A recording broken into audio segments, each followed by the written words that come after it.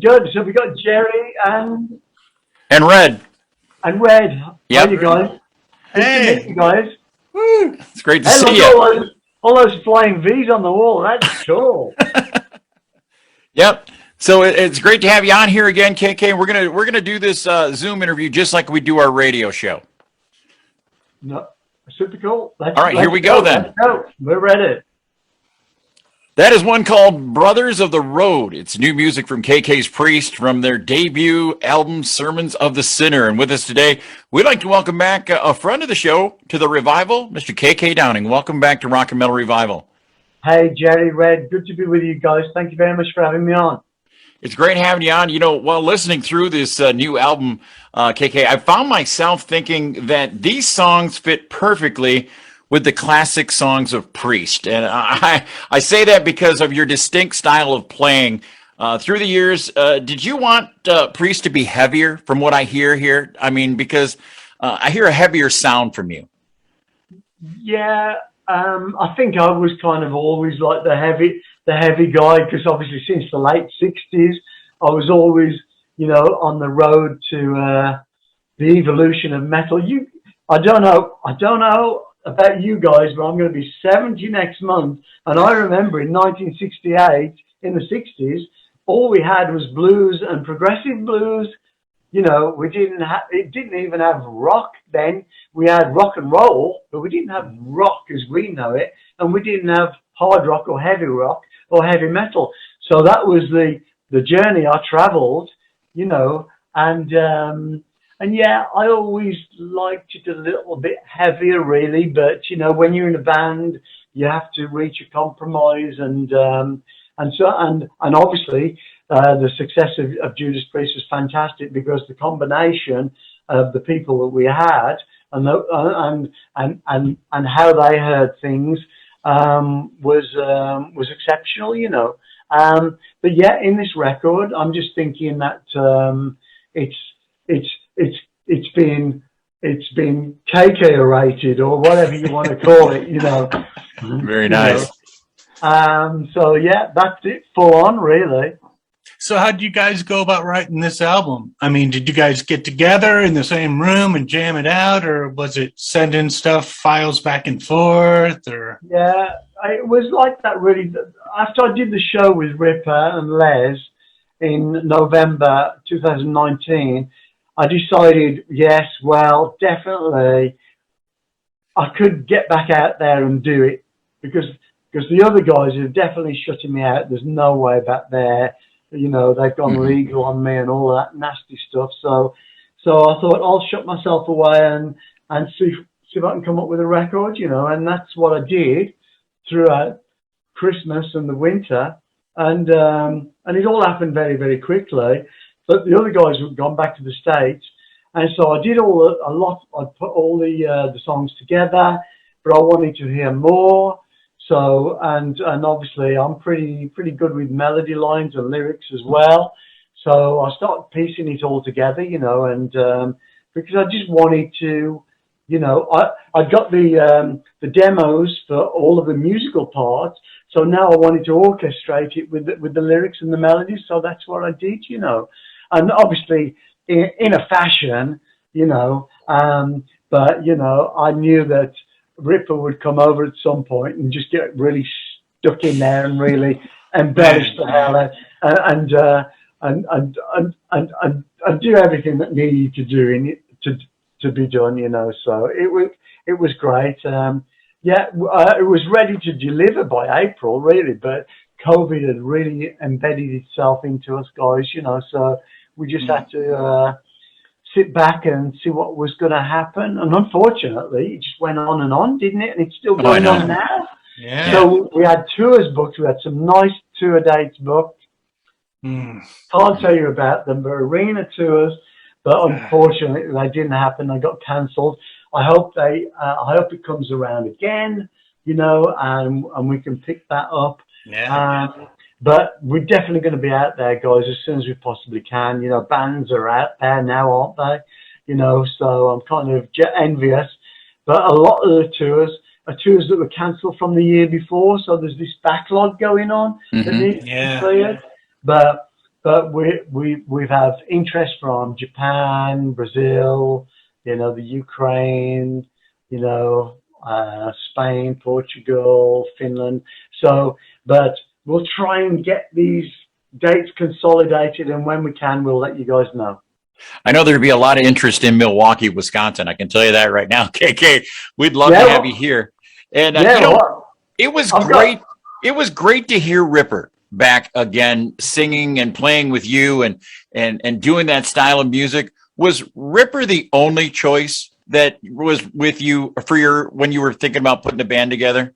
well, yeah, because I mean he's arguably, you know, the metal vocalist. I mean, on the planet today, I mean, he just seems to get better and better. He's just amazing. Yeah, he's so strong, and so yeah, and of course we had the familiarity. We toured together. We recorded together. So it made a lot of sense.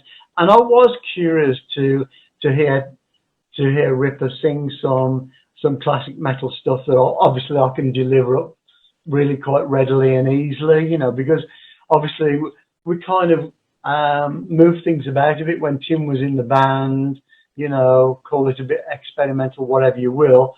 But we're going to be pounding that stuff out as well when we get out there. So we've got the new record to play. We've got some classic Priest stuff that I really like to play, stuff that never got played that I always wanted to play. Awesome. And obviously we've got the Ripper years as well, so it's going to be great. Awesome. Now, you and AJ Mills seem like you've meshed pretty well as far as a dual guitar team there. Where did you find him? And how many was there anybody else you thought of, or was he the guy? He first saw me playing in Judas Priest with Ripper in Birmingham, and he was, I think, 17 then, you know, and he was a budding guitar player. He said, you know, it was the gig that changed his life. For me, my gig was Jimi Hendrix in '67. That changed my life. And this was a similar experience for him. He tells the story. But I went to school with his uncle, Steve, and I know his parents. And we were born probably a mile and a half away from each other. You know, obviously I was born in 1951. He was born later. But so we're from the hood, you know. And so I helped him with his band Hostile, you know, helped him with those records and got to know him and, of course, mentored him. And he just kind of now, he kind of has techniques, really some techniques quite similar to me. You know, different enough. Yeah, but different enough, definitely, because no two guys have got the same fingerprint. But I find that good, you know, because I like it, you know. So, and yeah, I like the way he looks, the way he performs, and obviously his appetite for doing this exactly. So he's the ideal candidate, you know. And yeah, I'm totally happy with the band. The band's great, you know, it really is. You know, lots of energy. You know, KK, when the single Hellfire Thunderbolt was released, there was an extreme positive response from the metal community. That had to be a great feeling for you and the band to know that people were grasping right onto this project right out of the box. Yeah, it was very exciting, really, to release that first song.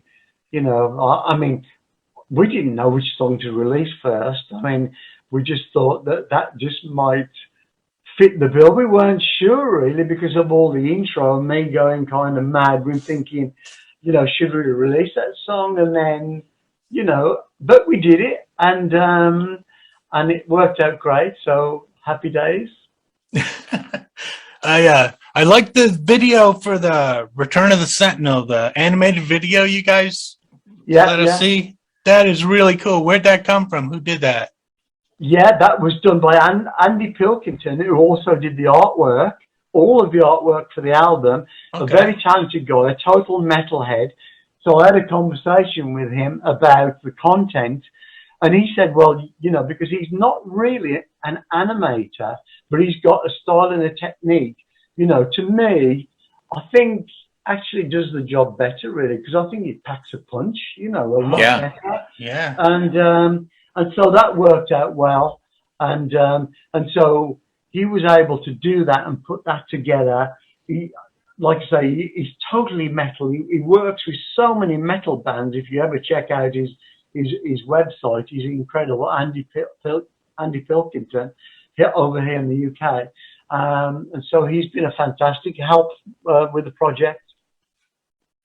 You know, KK, with the whole COVID thing and being shut down, did you find yourself working a lot on writing for, you know, this project and maybe for a project down the road? How did you, you know, keep yourself busy during that layoff? Yeah, absolutely. It's the only thing I have to dread is sitting in the same place every day and never moving. You know, so there's times when I have to think, I've got to get outside because the doctors and everybody says that you've got to keep moving, you know. So I'm lucky. I can do things, you know. I think we all did it, didn't we? Walking, that's all we were allowed to do in COVID. So I'll go for walks, you know. I'll go out to the golf course if I can. You know, I've got a bike, not a motorbike, a pedal bike, and I go screaming off. But for the most part, yeah, it's kind of suited me because playing the guitar and recording and all that technology and all the manuals you have to keep reading, you know, it never ends. So it kind of suited me, and I'm well on the way with the next record as well, guys. And I've just had some new equipment delivered from Germany, and so I'm reading the manuals, and it all takes a lot of time. So it's kind of, I can keep busy doing that. But what I really like to do is play the guitar, and you know, to do that, and I like to hear the songs coming together because I don't find it difficult, you know. Mm-hmm. So I'm just, it's been hard for me now for a long time to try and get back to the new songs. I did a bit this morning, by the way. You know, I pulled up one of the songs and I totally rearranged it and stuff like that. And I got a new version of it now because that's how I work. I keep revisiting, you know, every time I revisit, it sparks off new, you know, oh yeah, that's not right there. We've got to move that, you know. We've got to extend this, and it's kind of fun, really, having something to play with like that. Now, you talked to AJ Mills. You kind of had a life-changing experience seeing you guys. And, dude, I had the same thing. I'm hooked on Flying V's because of you, you know? But I remember seeing you in '79 with Kiss. You were and I saw you when you played Sinner. And you're just wailing away on that whammy bar, on that. I think it was a Strat back then. Yeah. I think I'm pretty sure it was a Strat. How did you keep that in tune? They didn't have Floyd Roses back then. I mean, it was really, really difficult. But you know, in the guitar world, you know, only the brave had the Strat bridge floating. Mm-hmm. You know, yeah, only the brave did that, you know. Richie Blackmore did that because, you know, that very familiar up and down whammy in Black Knight and songs like that. I loved all of that shit, you know. I was totally loved it. And obviously, you know, the tuning was very problematic, you know. I was always aware of it, you know, always aware of it, and had to work very, very hard. You know, but before the Strat, I used to have to do it on the V, and that was insane. You know? That was insane because I could see the bridge actually moving like this, and that's where the whammy effect. It was just the whole bridge was moving like this, you know, and it, you know, because the last thing you wanted to do was the strings to slip over the saddles because that was sheer death. So I was watching the bridge moving like this, and that was terrifying too, you know. But we did it, and we got along. We got along, and we got away with it. Nice. It managed, yeah. So, looking back on your whole catalog of songs, you got any songs you look back and you think, man, that one could have used some cowbell? That one could have used some what? Some cowbell. No? I don't think so. I think, yeah, because everything is so historical now. It's almost like, you know, a bit like looking at the Mona Lisa and thinking she's not that pretty, you know. I think I'll make a few changes. You can't do it. You've just got to leave it because it's etched in stone, and that's the way that it is. Don't even think about it. Exactly. You know, hey KK, we're running out of time here, so we want to let the artist pick the song out of the interview that we're going to play for our listeners here. And what song do you want us to come out of this interview with for the Rockin' Metal Revival listeners? Well, I would like to pick a song simply because, you know, I think that it just, people that were there, people at the beginning of the journey or even halfway through or whatever, will remember the days when rock and roll, you had license to have fun, you know, load the car with beers, get to the gig, get to the parking lot, have fun, you know, and get into the arena and listen to fun rock and metal, you know. And I'm talking about songs, you know, with bands like Quiet Riot, Bang Your Head, Twisting Sister, you know, Alice Cooper, School's Out, Judas Priest, Living After Midnight, you know, and the list goes on of the songs where we're just out there and we rock. You know, the lyrics are not going to win a literary award, but this is to be enjoyed, guys, you know. And so there's several songs on the album I could pick, but and the other thing is the song, it's all about, you know, yes, we remember those days when we were rebels and we had license to do everything that people didn't want us to do, you know, but we did it anyway. So the song I'm going to choose is Wild and Free. Awesome. Nice. Well, KK, you're always welcome on this show, and it was an honor, and we hope to see you on tour real soon. Okay, you rebels, enjoy the songs, enjoy everything, stay safe. I'm going to come to your town and play a gig, and Milwaukee is important to me because that's where most of the beer comes from, guys. So. There you go. Awesome. Have a great day, KK. Thank you very much. Okay, you guys, take care of those V's. We will. Take care.